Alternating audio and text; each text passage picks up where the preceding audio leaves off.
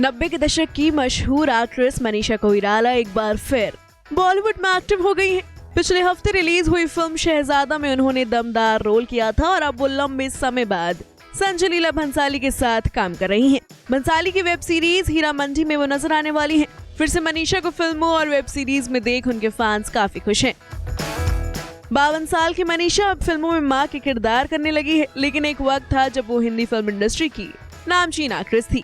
सौदागर, बॉम्बे, 1942 और love story, Agnisakshi और दिल से जैसी फिल्मों के लिए उन्हें हमेशा याद रखा जाएगा।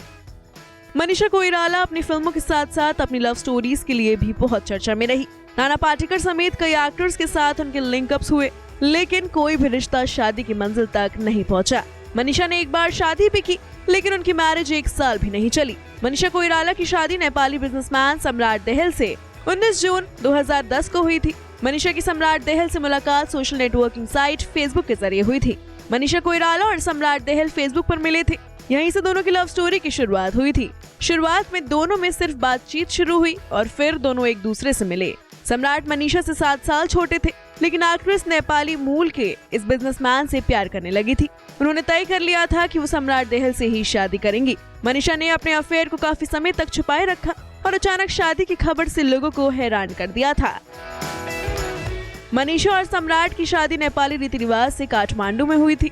वहीं इनके वेडिंग रिसेप्शन में मनीषा बहुत खूबसूरत दिख रही थी और उनकी शादी में नेपाल की बड़ी बड़ी हस्तियां शामिल हुई थी। मनीषा और सम्राट की शादी हुई तो बहुत धूमधाम से, लेकिन ये शादी बहुत अच्छी नहीं चल पाई। शादी के 6 महीने बाद ही दोनों के रास्ते अलग हो गए थे। एक बार खुद मनीषा ने अपने ऑफिशियल फेसबुक हैंडल पर एक नोट लिखा था, जिसमें उन्होंने कहा था कि वो अपने पति सम्राट देहल से तलाक लेना चाहती हैं। उन्होंने लिखा था, मेरा पति मेरा दुश्मन बन गया है। एक महिला के लिए कितना बुरा हो सकता है। मनीषा की सम्राट देहल से नहीं बनी और साल 2012 में दोनों ने कानूनन तलाक ले लिया। मनीषा कोइराला को अपनी शादी को लेकर काफी उम्मीदें थी, लेकिन जब रिश्ता टूट गया तो वो काफी दुखी हो गई। उस वक्त मनीषा कोइराला तनाव में चल रही थी। मनीषा ने अपने एक इंटरव्यू में सम्राट देहल के साथ रिश्ते को लेकर बात की। उन्होंने कहा, शादी को लेकर मेरा एक अलग विचार था। तलाक होने के पीछे किसी की कोई गलती नहीं है, बल्कि इसके लिए मैं जिम्मेदार हूँ। अगर आप एक खराब रिश्ते में हैं, तो बेहतर है कि अलग हो जाएं। अब मेरे मन में सम्राट को लेकर कोई कड़वाहट नहीं है। हालांकि मैंने शादी को लेकर जल्दबाजी की, जिसके बाद वो रिश्ता टूट गया। ऐसे में इस रिश्ते के टूटने की वजह मैं हूँ।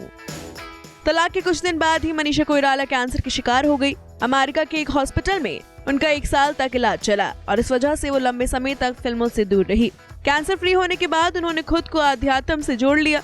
उन्होंने खूब यात्रा भी की। कई सालों तक वो अपने मम्मी पापा के साथ नेपाल में रही, लेकिन अब मनीषा फिल्मों की दुनिया में फिर लौट आई हैं और लाइट्स, कैमरा और एक्शन का दौर फिर से शुरू हो गया है। Bureau report, E24।